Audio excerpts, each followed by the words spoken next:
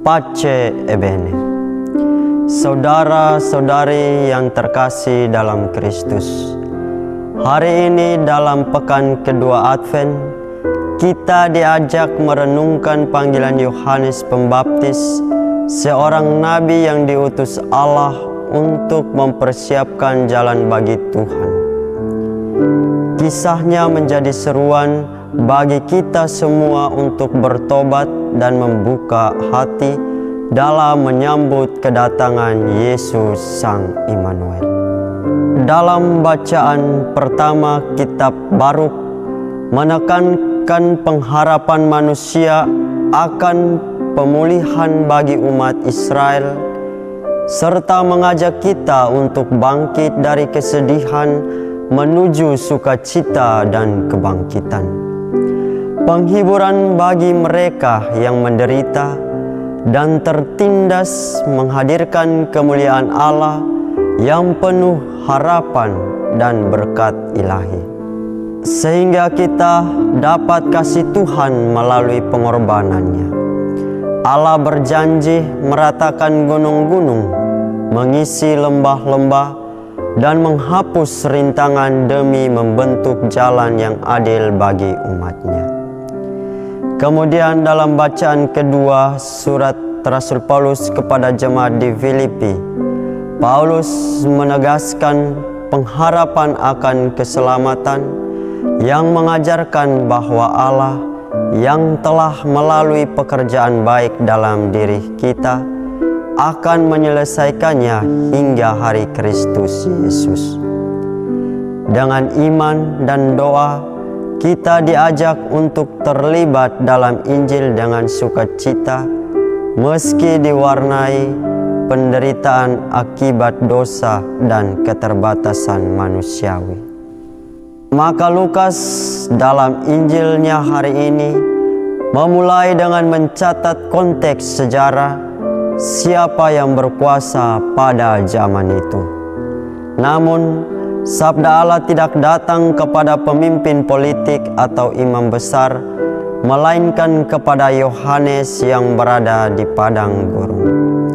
Hal ini mengingatkan kita bahwa Allah memilih orang-orang sederhana dan rendah hati untuk menyatakan kehendak-Nya. Padang gurun dalam tradisi kitab suci melambangkan tempat penyucian dan perjumpaan dengan Allah. Yohanes menjalankan tugasnya di padang gurun, menyerukan pertobatan dan pembaharuan hati.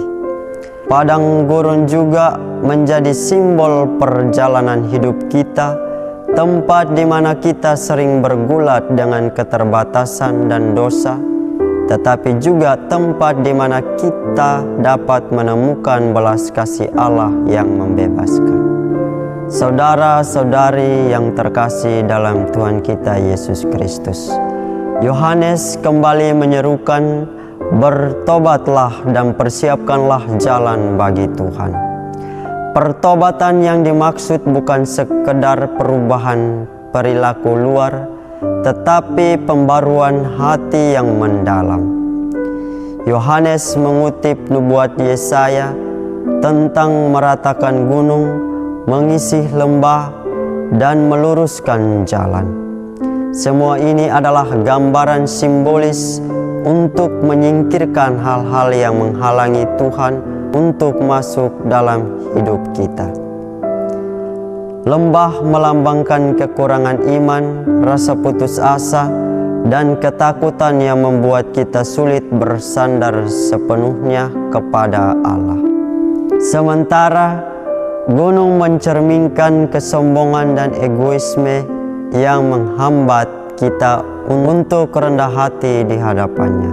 Jalan berliku menggambarkan keinginan-keinginan semu dan sesat yang seringkali menyesatkan kita dalam kebenaran dan menghalangi kita untuk berjalan dalam terang Tuhan. Melalui seruan ini, kita diajak untuk merenungkan apakah hati kita sudah siap menyambut kehadiran Tuhan? Atau apakah kita masih terjebak dalam dosa atau kesibukan duniawi yang membuat kita sulit membuka diri pada rahmat-Nya.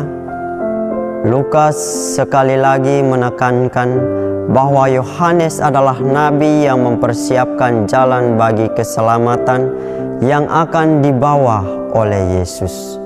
Keselamatan ini ditawarkan kepada semua orang tanpa kecuali, baik yang sederhana maupun yang dianggap hina.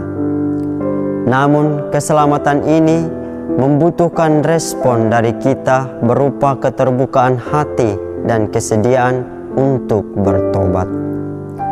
Dalam Advent kedua ini menjadi momen yang tepat untuk merenungkan kehidupan kita dan mempersiapkan diri menyambut kedatangan Tuhan yang akan hadir bersama untuk berjalan dan membangun iman bersama dengan penyertaan-Nya.